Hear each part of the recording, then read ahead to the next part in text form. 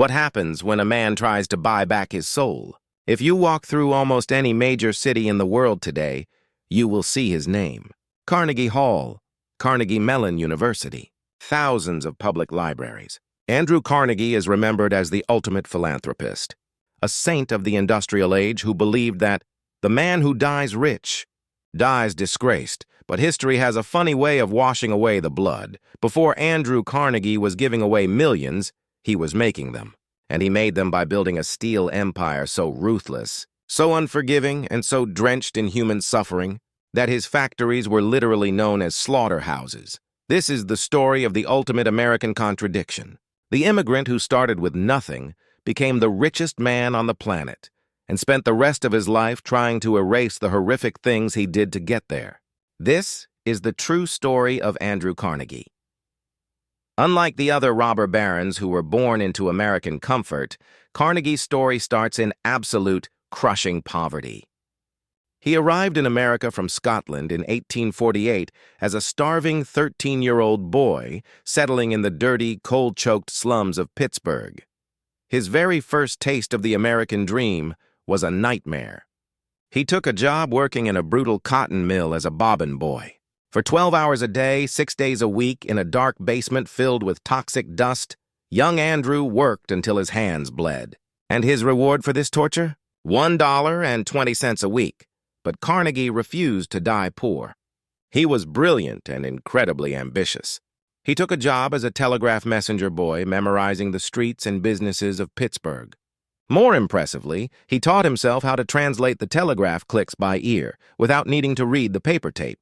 It was a skill so rare it caught the attention of Thomas A. Scott, a powerful executive at the Pennsylvania Railroad. Scott took the young Carnegie under his wing and made him his personal secretary. This was the turning point of his life. Under Scott, Carnegie learned how big business really worked. He learned about insider trading. He learned how to crush competitors, how to manipulate stock prices, and how to manage large groups of men with zero sentimentality. By his mid-20s, Carnegie had become a wealthy railroad executive himself.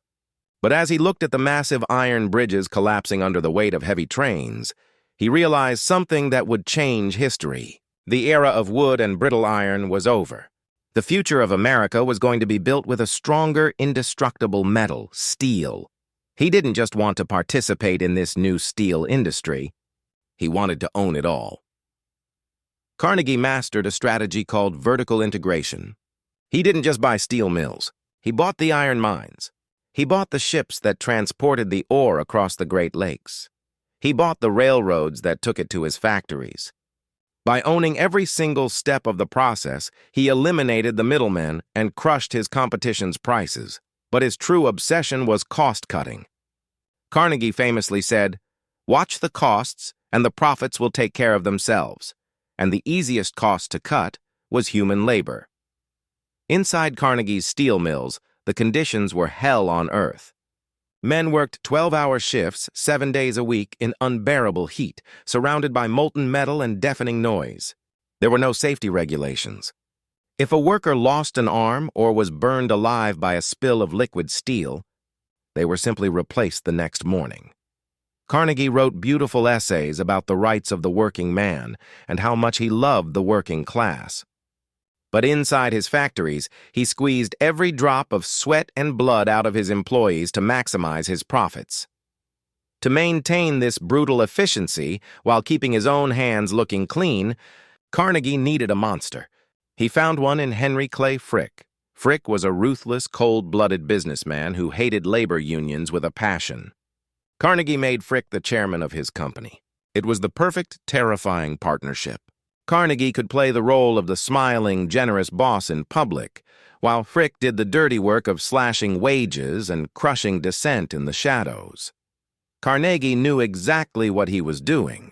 In secret letters to Frick, he encouraged him to be completely uncompromising with the workers. The stage was set for one of the darkest chapters in American labor history. In 1892, the union contract at the massive Homestead Steel Works in Pennsylvania was up for renewal. Carnegie wanted the union destroyed and wages cut. But knowing a violent strike was coming, Carnegie did what he did best. He ran away.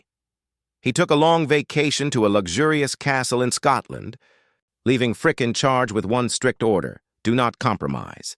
When the workers went on strike, Frick locked them out. He built a towering fence around the massive factory, topped with barbed wire and equipped with sniper towers. The workers called it Fort Frick. To break the strike, Frick hired a private army. 300 heavily armed mercenaries from the Pinkerton Detective Agency were sent down the river on barges in the dead of night to take back the factory by force. But the workers were waiting. A massive, bloody gunfight erupted on the riverbanks. Bullets flew, dynamite was thrown, and cannons were fired.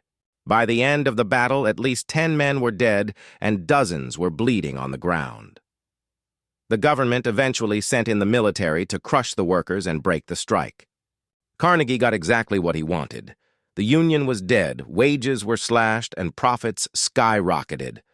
But the public was horrified. The smiling philanthropist was exposed as a ruthless tyrant who let his men be slaughtered while he hid in a Scottish castle. Despite the terrible PR, his wealth continued to explode. By 1901, Carnegie was tired. He wanted out of the business. So, he wrote a number on a piece of paper and had it delivered to the most powerful banker in the world, J.P. Morgan. The number was $480 million. An incomprehensible sum of money at the time, equivalent to hundreds of billions today. Morgan looked at the paper, accepted the deal instantly, and shook Carnegie's hand, saying, "Congratulations, Mr. Carnegie. You are now the richest man in the world."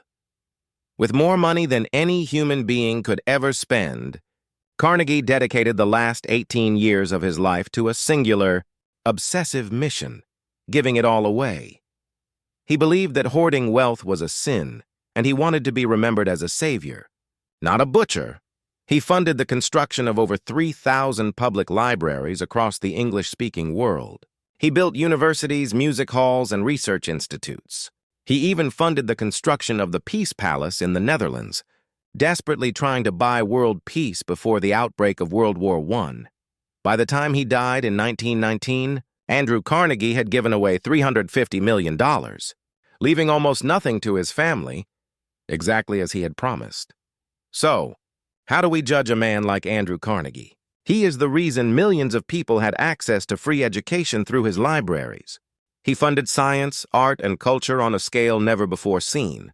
But every brick of every library he built was paid for by the sweat, blood, and shortened lives of the men who worked in his slaughterhouses. He crushed the working class so that he could turn around and give them charity.